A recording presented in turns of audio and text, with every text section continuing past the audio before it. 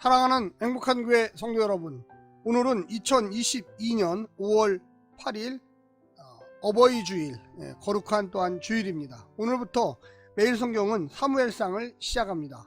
먼저 잠시 서론을 살펴보겠습니다. 첫 번째는 정경 속의 사무엘입니다. 사무엘서는 현재 상권과 하권으로 구분되어 있으나 처음에는 한 권의 책이었습니다. 그러므로 히브리 성경은 하권의 끝에 수록된 마스토라 말주를 통해 상하권 전체의 내용에 관한 통계 수치를 제시합니다. 이 책을 두 권으로 구분하는 방식은 헬라어 구약 성경인 70인경에서 처음 시작됐습니다.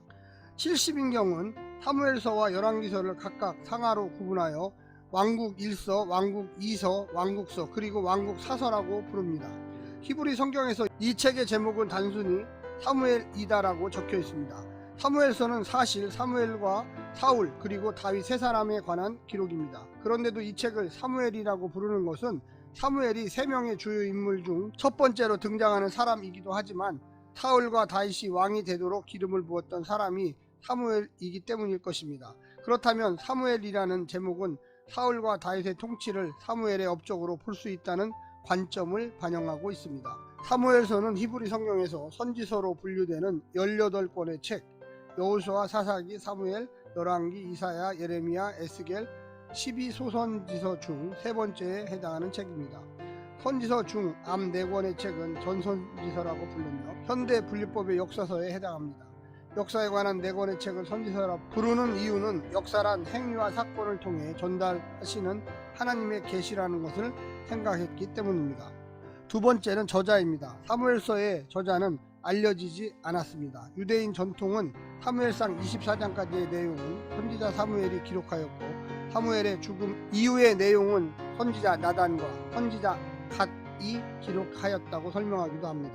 하지만 이는 사실이 아닐 것입니다. 내용의 일관성을 볼 때 이 책은 익명의 한 저자가 사무엘과 나단과 갓의 기록들을 참고하여 기록했을 것입니다. 한편 사무엘서는 다윗의 죽음에 관한 기록을 열왕기에 배치하여 다윗의 이야기를 사무엘서 안에서 끝내지 않습니다. 그러므로 사무엘서의 최종 형태가 열왕기 저자에 의해 만들어졌을 가능성도 있으나 이에 대한 구체적인 근거를 제시하기는 힘듭니다. 이 책의 기록 시기 역시 확실하지 않습니다. 단지 시글락에 관한 언급에서 기록 시기에 관한 작은 힌트를 얻을 수 있습니다. 즉 사무엘서는 다윗이 사울왕을 피해 블레셋의 용병이 되었을 때 거주했던 시글락이 오늘날까지 유다 왕에게 속하였다고 기록한 사무엘상 27장 6절에 의한 것입니다. 이 구절에 근거하여 사무엘서가 적어도 왕국의 분열을 초래한 솔로몬의 죽음 이후에 기록되었을 것으로 추측할 수가 있습니다. 세 번째는 신학적 메시지입니다. 사무엘서의 주제는 두 가지입니다. 첫째는 왕을 통해 자기 백성을 다스리기 원하시는 하나님께서 왕정 체제를 주도적으로 도입하셨다는 것이며, 둘째는 하나님께서 하나님의 명령에 순종하며 그분을 예배하는 왕을 원하신다는 것입니다. 사무엘서가 사사시대의 신정체제에서 사울 시대의 왕정체제로 전환되는 과정을 기록하고 있다고 흔히 설명합니다. 이러한 설명은 왕정과 신정이 서로 배타적인 체제라는 전제를 가집니다. 사제가 신의 이름으로 통치하는 신정이 성립하려면 왕이 존재하지 않아야 하기 때문입니다. 하지만 사사시대의 정치 제도를 신정이라고 규정하기에는 어려움이 있습니다. 사사시대에는 비록 왕이 없었지만 그 대신 사사라는 세속적인 지도자, 즉 정치 군사적 지도자가 다스린 시대였기 때문에 그렇습니다. 결국 사무엘의 시대의 이스라엘은 신정에서 왕정으로서의 변화가 아니라 사사체제에서 왕체제로의 변화를 경험하였다고 말할 수 있습니다. 사사기와 함께 사무엘서는 왕정을 통해 실현되는 하나님의 통치에 관해서 가르칩니다. 하나님의 통치가 잘 실현되는 정치제도는 왕정입니다. 사사시대에는 왕이 없었기 때문에 하나님의 통치가 이루어지지 않았고 따라서 도덕적 영적 혼란이 있었습니다. 사무엘이 다스리던 시대는 이 혼란의 마지막 단계에 해당합니다. 하나님께서 버리신 제사장이자 사사인 엘리 가족의 문제점이 선지자이자 사사인 사무엘 가족에게도 같이 나타난다는 것입니다. 그러므로 사무엘 이후 하나님께서는 사사들이 아니라 자신이 선택하여 세우신 왕을 통해 이스라엘을 다스리고자 하셨습니다. 하나님의 선택을 받은 첫 번째 왕은 사울이었습니다. 사울은 인간의 기준에 따라 자격을 인정받은 왕입니다. 하지만 그는 7일을 기다리지 못함으로써 하나님의 선지자 사무엘의 권위를 무시하였는데 이는 하나님의 권위를 무시한 것과 같았습니다. 그는 아말렉을 진멸하라는 하나님의 명령을 순종하지 않았습니다. 이와 대조적으로 다윗은 외모가 아니라 중심을 보시는 하나님의 기준에 따라 자격을 인정받은 왕이 되었습니다. 다윗은 법궤를 예루살렘 왕궁으로 모셔왔고 솔로몬의 성전 건축을 위해 많은 것을 준비하였습니다. 그러므로 하나님께서는 다윗을 기뻐하시고 그를 통하여 하나님의 뜻이 실현될 수 있도록 도우셨습니다.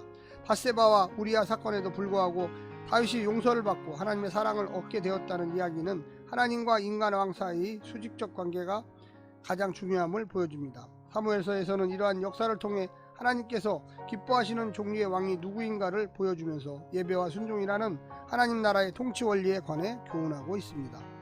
네 번째는 사무엘상의 내용입니다.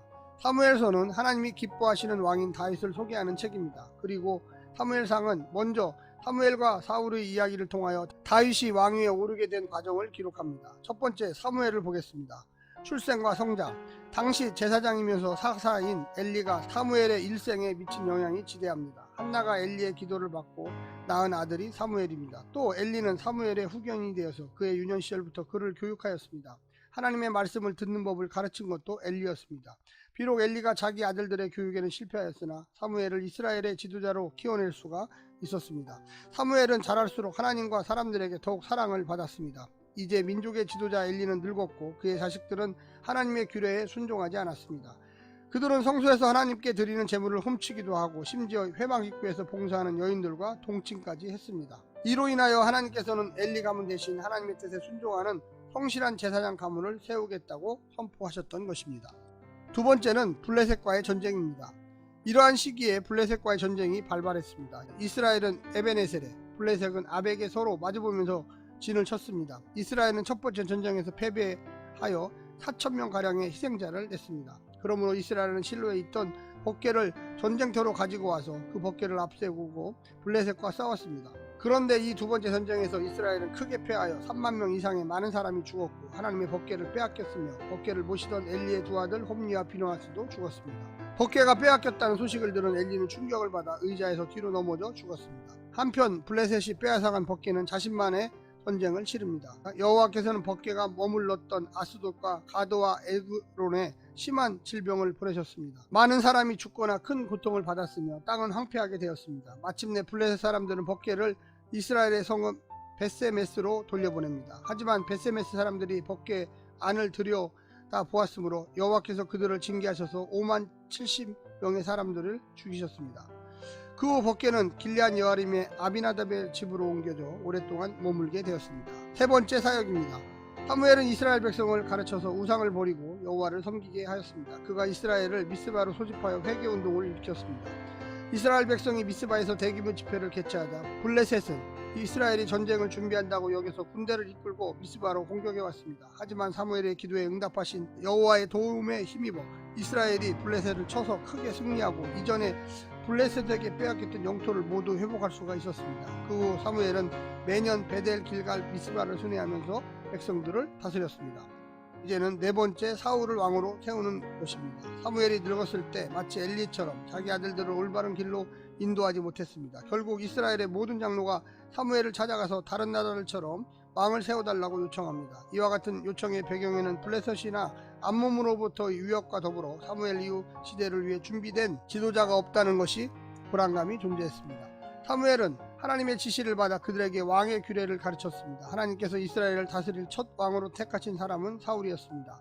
사울은 세 단계를 통해 왕이 되었는데 첫째, 사무엘에게서 기름 부음을 받은 것입니다. 선지자를 통한 기름 부음은 기름 부음을 받은 자가 하나님에 의해 이스라엘의 주권자로 선택받았다는 사실을 확신하게 만듭니다. 두 번째는 정치적 행위로서 사울을 왕으로 선발하는 것이었습니다. 사무엘은 백성들을 미스바로 소환하여 제비뽑기를 통해 왕을 선발하였는데 하나님께서 사울을 선택하셨습니다. 이때 백성 중에는 하나님의 뜻을 인정하고 사울의 왕권을 인정하는 사람들도 있었으나 그의 왕권을 인정하지 않고 세금을 내지 않는 사람들이 다수 존재했습니다. 세 번째 단계는 사울의 자질을 입증하여 다시 한번 진정한 왕으로 추대하는 것입니다. 이를 위해 하나님께서 암몬 왕 나하스를 보내 길앗 야베스를 공격하게 하셨습니다. 이때 사울이 군대를 소집하여 암몬을 쫓아내고 야베스를 구원하였습니다. 사람들은 사울을 칭송하면서 길갈에 가서 그를 왕으로 모시고 충성을 다짐했습니다. 두 번째 인물은 사울입니다. 사무엘 다음에 사울이 나오죠. 초기 전쟁들. 사울은 블레셋과의 전쟁을 앞두고 사무엘의 축복을 받기 위해 길갈에 오기로 한 사무엘을 기다렸습니다. 약속에 따라 7일을 기다렸음에도 불구하고 사무엘이 오지 않았습니다. 백성이 전쟁을 포기하고 흩어지는 것을 보고 사울은 사무엘을 기다리는 것을 포기하고 여호와께 제사를 드렸습니다. 사무엘이 뒤늦게 와서 사울을 책망했고 하나님께서 자기 마음에 맞는 사람을 새로운 왕으로 삼으실 것이라고 선언하였습니다. 사무엘의 혹독한 책망을 받은 사울은 심기일전하여 블레셋과의 전쟁을 준비했습니다. 그때 요나단이 자기 병기 든 자와 함께 믹마스에 있는 블레셋을 공격하였는데 이것이 블레셋과 이스라엘 사이 대규모 전쟁의 도화선이 되었습니다. 요나단의 저돌적인 공격을 마주하여 공포에 사로잡힌 블레셋 군대가 풀뿔이 흩어져 도망하는 것을 사울이 보았습니다. 그리고 군대를 동원하여 블레셋을 추격하면서 사륙하였습니다. 이 전쟁이 시발점이 되어 사울은 모압, 암몬, 에돔, 아람, 블레셋 그리고 아말렉과 계속 전쟁하였는데 언제나 승리함으로써 자신의 왕권을 견고하게 세울 수 있었습니다. 성경은 사울이 자신의 통치 기간에 이스라엘을 약탈자의 손에서 구원하였다고 선언하였습니다. 두 번째, 아말렉과의 전쟁. 아말렉은 출애굽 당시 시내산을 향해 가던 이스라엘 백성이 느비딤에 머물고 있을 때 그들을 공격하여 사륙하고 약탈했습니다. 그때 하나님께서는 아말렉과 대대로 싸우겠다고 맹세하여 말씀하십니다. 그러므로 이스라엘이 비로소 왕국을 형성하고 상설 군대를 작게나마 보유하게 되었을 때 하나님께서 사울에게 명하여 아말렉을 진멸하라 하셨습니다. 사울은 전쟁에서 대승을 거두고 모든 아말렉 사람들을 진멸할 수 있었습니다. 단지 그가 아각 왕과 좋은 가축 일부를 남겨두었습니다. 후 도착한 사무엘은 여호와의 명령에 순종하지 않았다고 책망하면서 하나님께서 사울을 왕위에서 패하였다고 공개적으로 선언했습니다. 세 번째 인물은 다윗의 등장입니다. 하나님께서 사무엘에게 명하여 사울을 대신할 새 인물에게 기름을 붓게 하셨습니다. 사무엘이 이새의 아들들을 마주했을 때 사람은 외모를 보지만 여호와는 중심을 보신다는 말씀을 하면서 다윗에게 기름을 부었습니다. 그러자 다윗에게 성령이 강하게 임했습니다. 이와 반대로 여호와의 영이 사울에게서 떠났고 악한 영이 그를 괴롭혔습니다. 하나님께서 사울을 버리시고 다윗을 택하셨음을 보여줍니다. 이 다윗이 이스라엘 민족 앞에서 용맹을 떨치게 된 것은 골리앗과의 싸움에서 그가 믿음으로 승리했기 때문입니다. 골리앗을 죽이고 돌아온 다윗은 사울의 신임을 받아 중용되었고 요나단의 사랑과 후원을 얻음으로써 사울 왕국에서 견고한 지위를 확보할 수 있었습니다. 네 번째는 사울의 신하가 된 다윗. 사무엘상에서 가장 많은 분량을 차지하는 것이 사울과 다윗의 갈등 이야기입니다. 사울이 다윗의 재능을 발견하고 등용하여 중요한 직무를 맡기 시작했습니다. 그런데 사울이 자신의 선택을 후회하게 만드는 일이 곧 발생했습니다. 그것은 다윗이 백성들로부터 사울의 예상을 훨씬 뛰어넘는 큰 지지를 얻게 되었다는 점입니다.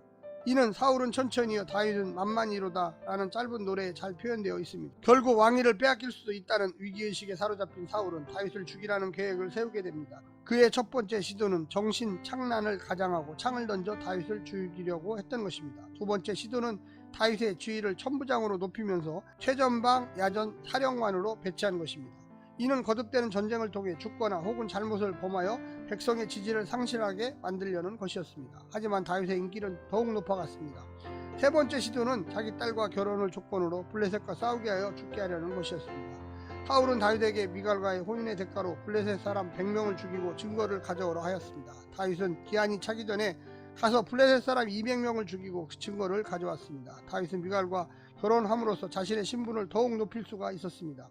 네 번째 시도는 사울이 공개적으로 요나단과 자기 부하들에게 다윗을 죽이라고 명령한 것입니다. 하지만 요나단이 사울을 설득하여 다윗을 해치지 못하게 하였습니다. 다섯 번째 시도는 다윗이 블레셋과의 전쟁에서 대승을 거두고 돌아올 때 사울이 또 정신착란을 가장하고 창을 던져 다윗을 죽이려 했던 것입니다. 이번에도 다윗은 잘 피하였습니다. 여섯 번째 시도는 사울이 이제 주변 눈치를 보지 않고 다윗을 죽이려 한다는 것입니다. 하지만 다윗은 미갈의 도움을 받아 도망하였고 그 이후로도 도피 생활을 이어갔습니다. 요나단이 다윗을 통해 사울에게 간청했으나 오히려 사울의 분노만 더욱 강해질 뿐입니다. 다윗의 도피 여섯 번째입니다. 다윗은 먼저 노브로 가서 제사장 아히멜렉을 위협하여 칼과 음식을 받아낼 수 있었습니다. 그리고 블레셋 가드왕 아기스에 피하여 몸을 의탁하려 했습니다. 그러나 다윗은 아기스의 신하들이 자신을 죽이려 함을 알고 미친 사람인 듯 행동하여 간신히 살아남았습니다. 다윗은 다시 아굴람 굴로 도망하였습니다. 다윗의 아버지와 가족들과 환란을 겪고 있던 사람들이 그에게로 와서 작은 세력을 형성하였습니다. 다윗은 모압 왕에게로 가서 거주하였는데 선지자가 갓이 다윗에게 모압에 머물지 말아야 한다고 권고하였습니다. 그러므로 다윗은 부모를 모압 땅에 남겨둔 채 자기 사람들을 이끌고 유다 헤레스풀에 이르렀습니다. 다윗의 건자함에 충격을 받은 사울은 다윗에게 무기와 음식을 제공했던 아히멜렉과 그의 도시 노베 모든 사람을 다 죽였는데 아히멜렉의 아들인 아비아달이 간신히 도망하였습니다. 다윗이 블레셋의 공격을 받은 그 일날을 구원하여 거기 잠시 거주하였습니다. 이때 사울의 사륙을 피해 도망한 아비아달이 에봇을 가지고 다윗에게 왔습니다. 아비아달은 그릴라 사람들이 다윗을 배반하여 사울에게 그를 넘겨줄 것이라는 하나님의 말씀을 전했습니다. 다윗은 그릴라를 떠나 여러 곳을 전전하다가 식광야 호레스에 이르릅니다. 사울이 다윗을 잡으려고 내려오므로 다윗과 사울은 서로 쫓기면서 유다 광야 지역을 돌아다녔습니다. 블레셋이 이스라엘을 공격하였으므로 사울은 다윗 쫓기를 잠시 멈추고 국경을 보호하기 위해 돌아갑니다. 다윗이 엔게디에 있을 때 사울이 다윗을 잡으려고 왔습니다. 그러나 다윗은 한 동굴 속에서 무방비 상태로 있던 사울을 죽이는 대신 오히려 그를 살려주었습니다. 사울 가문의 몰락입니다. 사울의 죽음은 새로운 시대가 시작하였음을 알리는 사건이었습니다. 사울의 죽음이 그 증거가 되었습니다. 다윗이 그 지역 유지인 나발에게 부하들을 보내어 물질적 지원을 요청하였는데 나발은 다윗을 자기 주인 사울을 배반하고 도망한 종이라고 칭하면서 지원을 거부했습니다. 그러나 하나님께서 나발을 치심으로 그가 병에 걸려 죽었습니다. 나발의 죄는 하나님께서 사울을 버리시고 다윗을 택하였음을 인정하지 못한 것입니다. 그 후 사울이 다윗을 잡으러 식광야에 왔습니다. 밤이 되자 사울은 자기 군대 한가운데 누워 잠을 자고 있었습니다. 다윗이 몰려가서 사울의 머리맡에서 그의 창과 물병을 가지고 나왔습니다. 그리고 광야 건너편으로 가서 소리쳐서 사울에게 자신이 한 일을 이야기했습니다. 이때 사울은 다윗을 축복하며 다시는 다윗을 쫓지 않겠다고 선언합니다. 하지만 다윗은 사울의 말을 믿지 못하였고 자신을 따르는 600명의 사람들과 함께 블레셋 가드왕 아기스로 피하여 그의 용병이 되었습니다. 아침내 사울이 블레셋과 마지막 전쟁을 벌였습니다. 전쟁을 앞두고 불안감에 사로잡힌 사울은 엔돌에 거주하는 신접한 여인을 찾아가서 전쟁의 결과에 관해서 물었습니다. 신접한 여인은 한 영을 불러내는데 이 영은 마치 자신이 사무엘인 것처럼 꾸미고 사울의 죽음을 예언합니다. 결국 사울은 전쟁 도중 길보아산에서 블레셋 군사가 쏜 화살에 맞아 중상을 입은 뒤 스스로 죽음을 맞이하였습니다. 한편 다윗은 아기스를 수행하여 사울과 전쟁하기 위해 나갔으나 다른 군주들의 반대에 부딪혀 전쟁에 참여하지 않아도 되었습니다. 돌아온 다윗은 블레셋 군대의 공백을 틈타 남방을 약탈하고 있던 아멜렉을 추격하여 무찌르고 많은 전리품을 얻습니다. 그는 이 전리품을 이스라엘 여러 성읍에 선물로 보내어 자신의 이름을 알렸습니다. 사무엘상 1장을 곧 이어서 하겠습니다. 샬롬.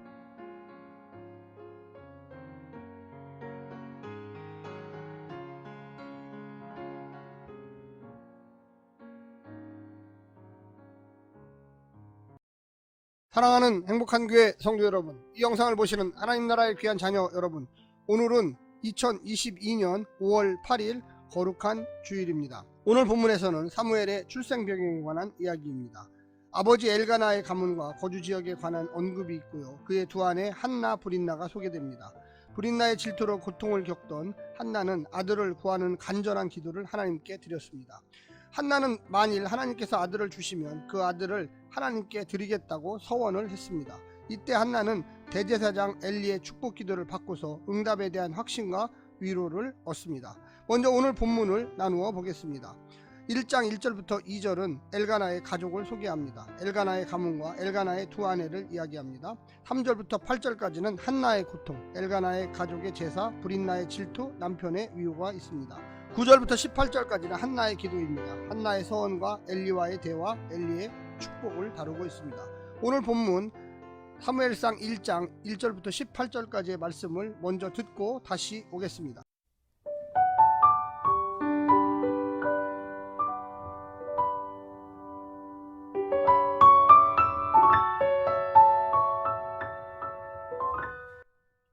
사무엘상 1장. 에브라임 산지 라마다임 소빔에 에브라임 사람 엘가나라 하는 사람이 있었으니 그는 여로함의 아들이요 엘리후의 손자요 도우의 증손이요 숲의 현손이더라. 그에게 두 아내가 있었으니 한 사람의 이름은 한나요 한 사람의 이름은 브닌나라. 브닌나에게는 자식이 있고 한나에게는 자식이 없었더라. 이 사람이 매년 자기 성읍에서 나와서 실로에 올라가서 만군의 여호와께 예배하며 제사를 드렸는데 엘리의 두 아들 홈니와 비느하스가 여호와의 제사장으로 거기에 있었더라. 엘가나가 제사를 드리는 날에는 제물의 분깃을 그의 아내 브닌나와 그의 모든 자녀에게 주고 한나에게는 갑절을 주니 이는 그를 사랑함이라. 그러나 여호와께서 그에게 임신하지 못하게 하시니 여호와께서 그에게 임신하지 못하게 하심으로 그의 적수인 브닌나가 그를 심히 격분하게 하여 괴롭게 하더라. 매년 한나가 여호와의 집에 올라갈 때마다 남편이 그같이 하매 브닌나가 그를 격분시키므로 그가 울고 먹지 아니하니 그의 남편 엘가나가 그에게 이르되 한나여 어찌하여 울며 어찌하여 먹지 아니하며 어찌하여 그대의 마음이 슬프냐 내가 그대에게 열아들보다 낫지 아니하냐 하니라. 그들이 실로에서 먹고 마신 후에 한나가 일어나니 그때의 제사장 엘리는 여호와의 전 문설주 곁 의자에 앉아 있었더라.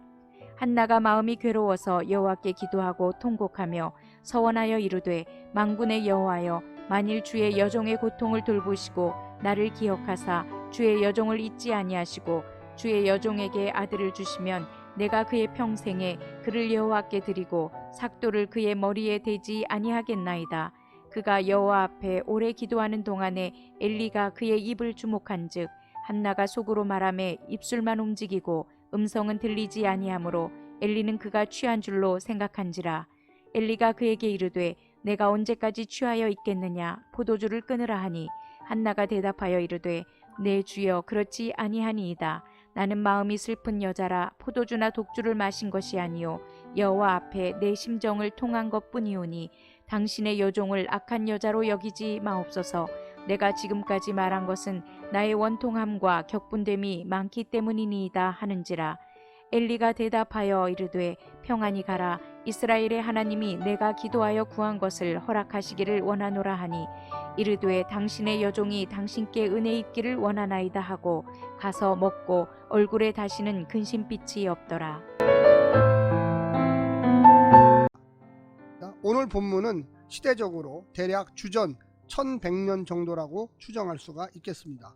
또 엘가나의 고향 에브라임 산지는 에브라임 지파가 기업으로 받은 지역으로서 가나안 땅의 중심부에 해당합니다. 동서로 40km 정도 조금 넘고 남북으로는 25km 정도 됩니다. 평균 해발이 700m에서 800m 정도 되는 산악지대인데 연평균 강수량은 600에서 700mm 정도 된다고 합니다.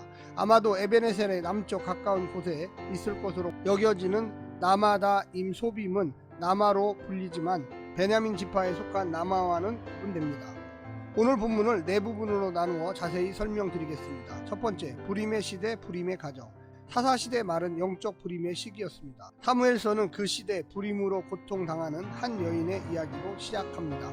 엘가나의 가정은 하나님께 신실하게 예배하는 경건한 가정이었지만 한나에게는 자녀가 없었습니다. 반면 엘리 제사장에게는 실로에서 가업을 잇는 두 아들 홈리와 비느하스가 있었습니다. 하나님은 어떤 집안을 통해 이 불임의 시대를 생명의 시대로 바꾸실까요? 두 번째는 불임 주신 하나님, 생명 주실 하나님. 저자는 한나의 불임 원인으로 하나님을 지목합니다. 그러나 이것이 그 집안의 죄에 대한 결과라는 인상은 전혀 주지 않습니다. 불임의 여인 한나는 남편의 다른 아내인 브린나보다 남편에게 더 큰 사랑을 받았지만 자녀 없는 여인의 수치와 자신을 격분하게 하는 브린나의 악행 때문에 식음을 전폐한 채 큰 슬픔에 잠겨 있습니다. 남편의 따뜻한 말로도 그 아픔은 달래지지가 않습니다. 이 아픔과 결핍을 채우고 극복할 길은 오직 생명 주시는 하나님의 개입뿐임을 암시하고 있습니다. 세 번째는 기도에 취한 한나, 술 취함으로 오해한 엘리. 가족들은 실로에서 먹고 마시며 제사장 엘리는 문설주 곁 의자에 앉아 있을 때 한나는 슬픔의 자리에서 일어나 괴로운 마음을 담은 채 통곡하고 기도합니다. 아들을 주시면 여호와께 나신으로 평생을 드리겠다고 서원합니다. 오직 자신에게만 몰두하던 사사시대에 하나님의 은혜로 수치를 면하고 하나님의 명예를 위해 자식을 주께 맡기겠다고 생각한 참 복이 드문 여인입니다. 기도는 하나님의 살아계심에 대한 긍정이며 생명에 대한 그분의 주권을 인정하는 행위입니다. 하나님께서는 의자에 앉아 권력을 누리기보다 통회하는 영혼으로 엎드린 자를 통해 생명의 역사를 일으키실 것입니다. 마지막 네 번째는 엘리의 축복, 기운 차린 한나. 한나는 자신은 지금 취한 것이 아니라 슬픈 마음, 원통하고 격분된 마음을 하나님께 토로한 것이라고 자초지종을 밝히고 있습니다. 이에 엘리가 비로소 여인이 하나님께 구한 것이 응답받기 바란다는 축복을 해주자 한나도 집으로 돌아가서는 다시 먹기 시작하고 근심의 빛을 얼굴에서 거둡니다. 한나, 그녀는 하나님의 역사를 믿고 기대한 여인이었습니다. 오늘 하루도 말씀을 통하여 위로받으시고요, 도전받으시기를 부탁합니다. 샬롬.